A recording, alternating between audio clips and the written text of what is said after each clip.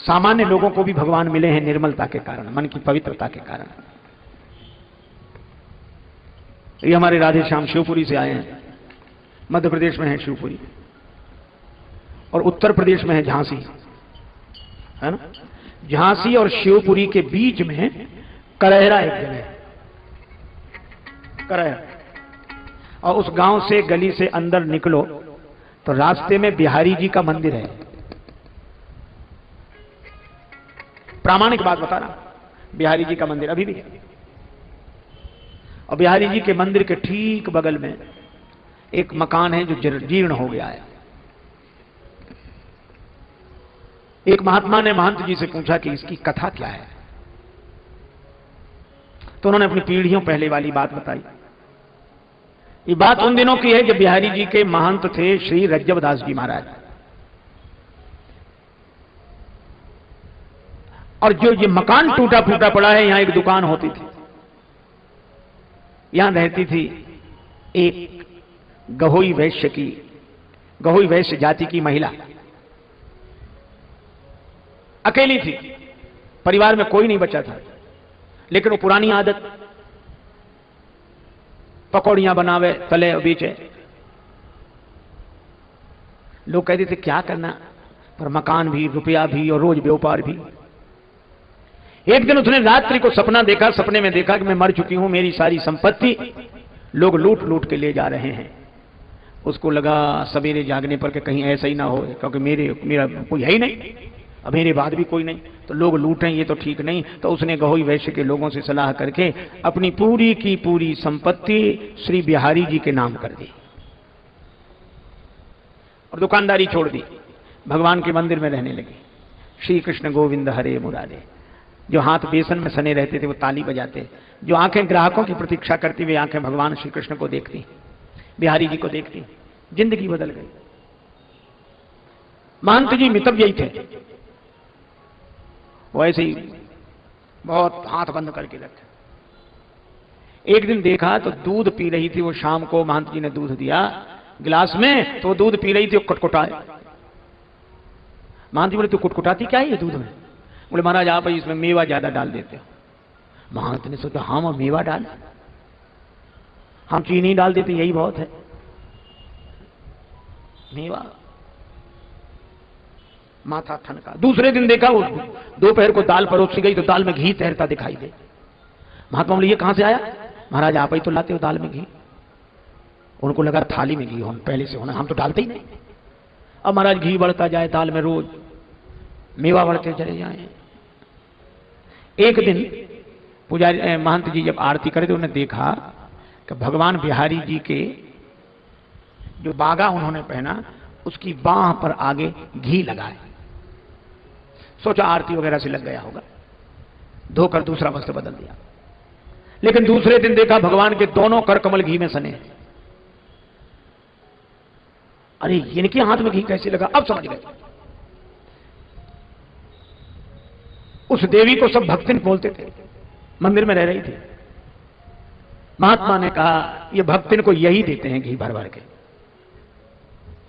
तो उन्होंने भगवान से प्रार्थना की महंत जी ने कि द्वापर के छलिया अबलों तेरी, यह छैल पने की छछोरी न छुटी।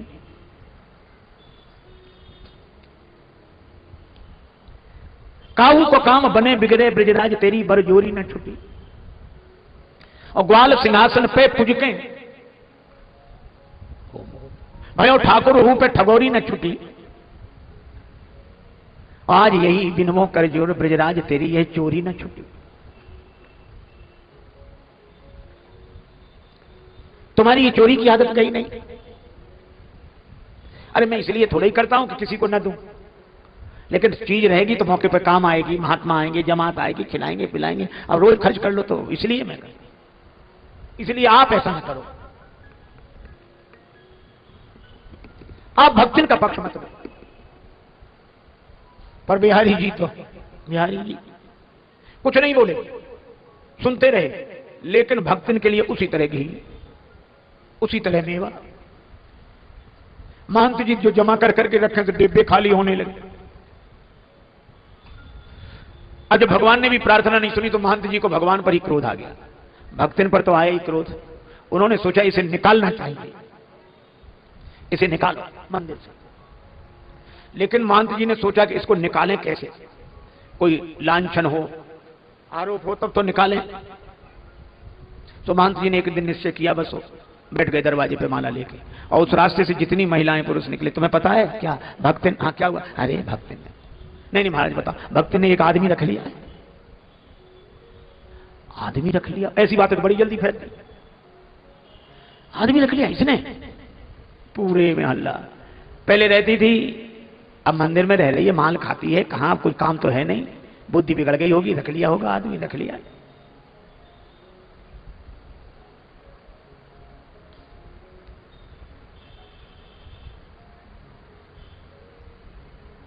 पूरे गांव में चर्चा हो गई। अब भक्तन जहां से निकले से औरतें देख के मुस्कुराएं और थूकें। क्या हमसे क्या पूछते? पूछो तुमने आदमी रख लिया है कोई, और उससे तुम्हारे नाजायज संबंध है? आप तो कांप गई, हे भगवान। कौन कह रहा था? महंत जी। अब महंत जी के नाम से जो चर्चा हुई, बड़े परेशान। तो उस दिन भक्तिन मंदिर नहीं गई, उस दिन भक्तिन मंदिर नहीं गई, सीधे अपने गहोई समाज के वैश्यों के घर गई। कहा मैंने जो बिहारी जी को सौंप दिया है धन संपत्ति, मैं वापस नहीं चाहती, लेकिन महंत जी मुझे कलंक लगा रहे हैं, आप लोग पंचायत करके मुझे निष्कलंक बनाओ, मैं अपना भीख मांगकर गुजर कर लूंगी, मंदिर में नहीं रहूंगी। वैश्यों ने सोचा कि नहीं, हमारी समाज की बात है, ये घर में ही, हम ऐसी क्या बात थी, चलो। सब समाज इकट्ठा होकर गया। अब महंत जी ने देखा कि बड़ी भीड़ चली आ रही है, कि आज कोई उत्सव भी नहीं, कुछ नहीं, इतनी भीड़ काहे को आ रही है। और पीछे देखा सो भक्तिन, समझ गई यही लेकर आई सबको, उत्तर देने के लिए तैयार हो गए। लोग सलाह कर रहे थे अगर भक्तिन की गलती तो उसे मंदिर से निकाल देंगे, और नहीं गलती तो महंत जी से कहेंगे कि आपको ऐसा नहीं कहना चाहिए। पर जैसे ही आए लोगों ने कुछ कहते, उसके पहले ही महंत जी ने कहा, भोजन में नित्य घृत उठा स्वकरसों लेत। भगवान भोजन के समय अपने हाथ से घी उठा लेते। भोजन में नित्य घृत उठा स्वकरसों लेत, और भर भर देत या भक्तिन की थारी जू। लोग समझे नहीं। मंदिर में मेवा के पात्र सब रीते पड़े, कैसे रहेगी बात बीते पे हमारी जू। भोजन में घी उठा उठा के इसकी थाली में परस देते हैं, मेवा के सब पात्र रीते पड़े हैं। तो ये कहो कि चोरी करती है, पर आपने दूसरा कलंक लगाया। महंत जी बोले ये चोर नहीं है, फिर जो दूसरा कलंक लगाया सो चोरी नहीं करती है, सच्ची ईमानदार, और या के भक्ति भाव पे हम हूं बलिहारी जू। फिर आपने जो कलंक लगाया कि उसने कोई आदमी रख लिया, कोई पति रख लिया, अवैध संबंध है, सो महंत जी बोले कैसे प्रतीत अब विनीत जू करावे हम, पति हैं बनाए या भक्तिन ने बिहारी जू। तो हमने ये कथाएं सुनी स्वामी राजेश्वरानंद जी महाराज द्वारा।